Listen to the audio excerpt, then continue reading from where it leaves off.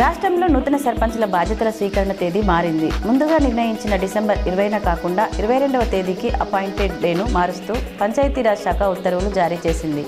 20న సరైన సుముహూర్తాలు లేవని, తేదీని మార్చాలని ప్రజాప్రతినిధుల నుంచి వచ్చిన విజ్ఞప్తుల మేరకు ప్రభుత్వం ఈ నిర్ణయం తీసుకుంది.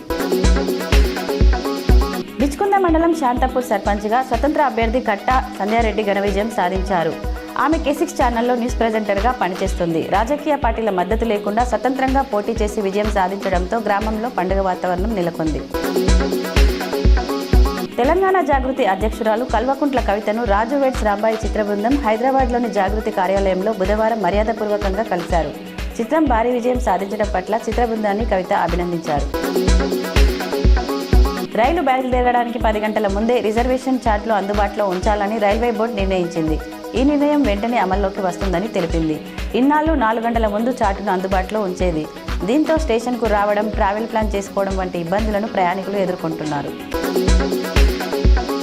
నూతనంగా నియమితులైన BJP national working president Nitin నబీన్ను నిజామాబాద్ పార్లమెంట్ సభ్యుడు ధర్మపురి అరవింద్ మంగళవారం ఢిల్లీలోని బీజేపీ జాతీయ కార్యాలయంలో మర్యాదపూర్వకంగా కలిసి అభినందనలు తెలిపారు.